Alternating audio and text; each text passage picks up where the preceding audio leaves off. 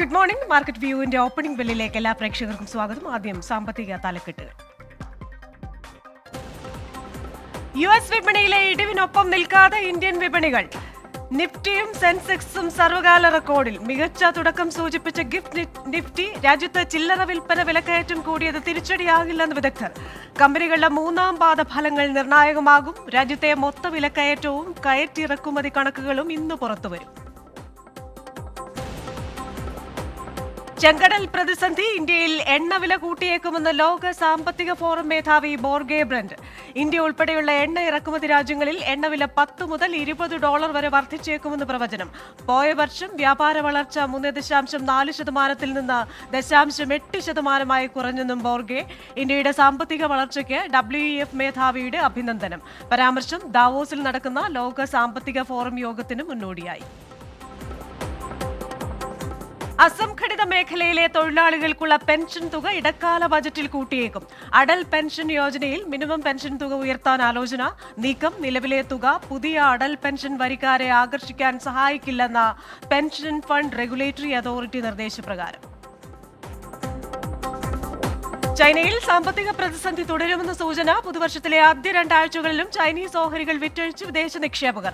2 ആഴ്ച കൊണ്ട് വിദേശികൾ വിറ്റഴിച്ചത് $110 കോടി മൂല്യമുള്ള ഓഹരികൾ.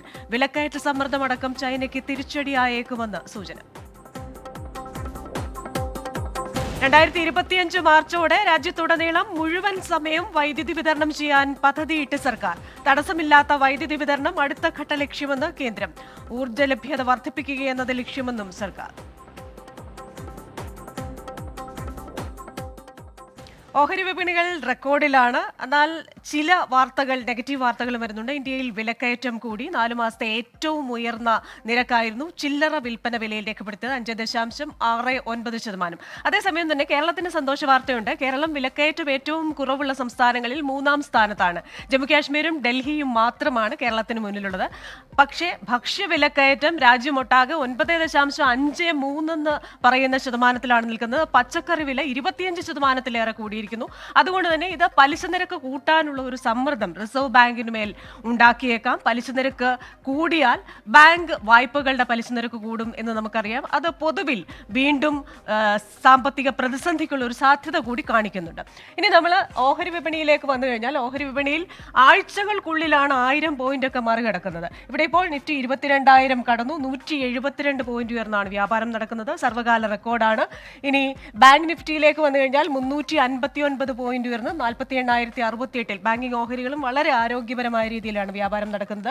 ഫിനാൻഷ്യൽ സർവീസസ് ഓഹരികളും 123 പോയിന്റ് ഉയർന്ന് 21,423 വ്യാപാരം നടക്കുന്നത്. ഇനി ബോംബെ ഓഹരി വിപണി അതിന്റെ അടുത്ത ലക്ഷ്യത്തിലേക്ക് പോയിരിക്കുന്നു. കഴിഞ്ഞ ആഴ്ച മുഴുവൻ നമ്മൾ പറഞ്ഞത് 72,000 എന്ന് പറയുന്ന നമ്പറാണ്. പക്ഷേ ഇത് 73,000 കടന്നിരിക്കുന്നത്. ഇതൊക്കെ ഒരു ആഴ്ചയുടെ വ്യത്യാസമാണ്. ലക്ഷം കോടികളുടെ വ്യത്യാസം ഓഹരി വിപണിയിൽ ഉണ്ടായിരിക്കുന്നത്. 649 പോയിന്റാണ് ഉയർന്നിരിക്കുന്നത്. നമുക്ക് നമ്മുടെ അതിഥിയുണ്ട്. DBFSന്റെ എക്സിക്യൂട്ടീവ് ഡയറക്ടർ പോൾ തോമസ് ആണ്. Paul Thomas, very good morning എന്ന് പറയാവുന്ന ഒരു ദിവസമാണല്ലോ. റെക്കോർഡുകൾ ഭേദിച്ചിരിക്കുകയാണ് സെൻസെക്സും നിഫ്റ്റിയും. പക്ഷേ അതേസമയം തന്നെ ഭക്ഷ്യവിലക്കയറ്റം അടക്കം വലിയ തോതിൽ കൂടുന്നുണ്ട്. റിസർവ് ബാങ്കിന് മേൽ പലിശ നിരക്കിന് ഒരു സമ്മർദ്ദം കൂടുന്നുണ്ട്.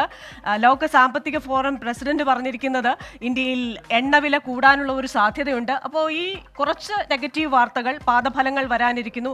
എങ്ങനെയായിരിക്കും വിപണി പോകുന്നത്? US വിപണി ഒന്നും നമ്മളെ സ്വാധീനിക്കുന്നേ ഇല്ലല്ലോ. അതെ, US വിപണികളും ഒന്നും കാര്യമായിട്ട് നമ്മളെ ബാധിക്കുന്നില്ല.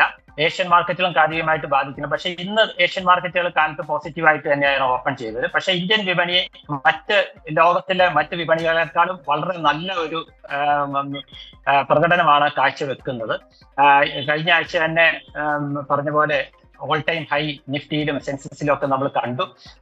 ഏകദേശം അതായത് പ്രധാനമായിട്ടും മാർക്കറ്റിലുള്ള ഷോർട്ട് കവറിംഗ് ആണ് വെള്ളിയാഴ്ച ഇത്രയും മാർക്കറ്റിനെ കയറ്റിയത്. ഇന്ന് മാർക്കറ്റ് ഒരു 150 പോയിന്റ് നിഫ്റ്റി ഗ്യാപ്പ് അപ്പിലാണ് ഓപ്പൺ ചെയ്തത്. എന്നിരുന്നാലും 22,100 ലെവല് നിഫ്റ്റിയെ സംബന്ധിച്ചുള്ള ഒരു റെസിസ്റ്റൻസ് ആയിട്ട് നമുക്ക് തൽക്കാലം കണക്കുകൂട്ടാവുന്നതാണ്. കാരണം മാർക്കറ്റിൽ ഇത്രയും കയറിയ നിലയ്ക്ക് ഒരു പ്രോഫിറ്റ് ബുക്കിങ്ങിനുള്ള ഒരു സാധ്യത നമ്മൾ കാണുന്നുണ്ട്.